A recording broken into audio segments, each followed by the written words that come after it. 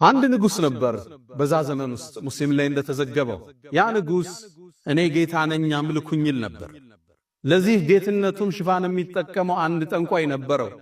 ይህ ጠንቋይ ድግምት ይነግረዋል፣ ድግምትም ይሰራለታል። እሱም ጌታ ነኝ ለሚለው ፉከራው እነዚህን ብልጣብልጥነት ይጠቀም ነበር። ታዲያ አንዴ ይህ ጠንቋይ አረጀበት፣ ዕውቀቱ ሊሰወር ሆነ ከሱ። ወደ ንጉሱ ላከበት።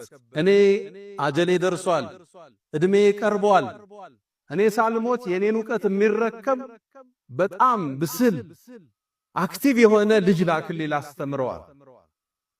ንጉሱም ከከተማይቱ አስፈልጎ አንድን ወጣት ላከለት። ልጅ እግር ነው።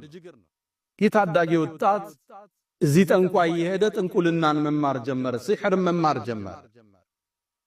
ከሱ መማር ቀጠለ። እየሳበው መጣ ዕውቀቱ። ድንገት ከቤቱ ወጥቶ ወደ ደጋሚው ሲሄድ ሰው መዓ ራሳቸውን የአምልኮ ቤት ውስጥ የሚያስቀምጡ አንድ ራሂብ ባህታዊ ያገኘ። ከሱም ጠጋለና ዕውቀትን ሰማ። ስለ ተውሂድ ነገረ። ማንን ነው የምትገዛለው? እኔማ የምገዛው ያንተንም የኔንም የዓለማቱን ጌታ ነው አለ። ከንጉሱ ውጭ ጌታ አለ እንዴ አለው። አዎና።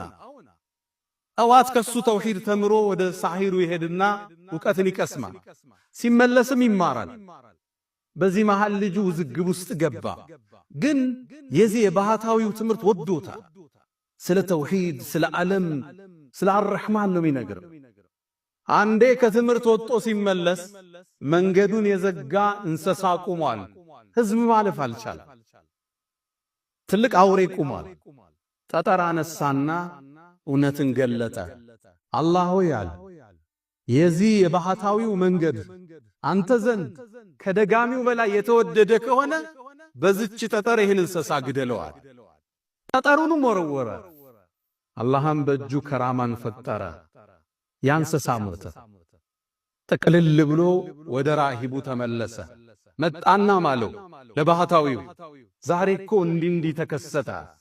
ምን ተከሰተ? አንድ እንስሳ አግኝቼ በጠጠር መታውት ሞተ። ያኔ ኒሸኽ ምን አሉት?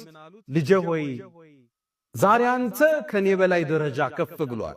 የከራማ ባለቤቱና እንዲህ አይነት ደረጃ ተሰጥቶ ሳትፈተን አትቀርም። ፈሐሲብቱም አነማ ኸለቅናኩም አበተን ወአነኩም ኢለይና ላ ቱርጃዑን። ሙከራ አለ፣ ትፈተናለህ አሉት። ግን አሉት ልብ በሉ፣ ስትፈተን ወደ እኔ እንዳታመላክታቸው፣ ሲገርፉ ሲኮነጥጡ እገሌን ያስተማረኝ እንዳትላል። ይሄ ልጅ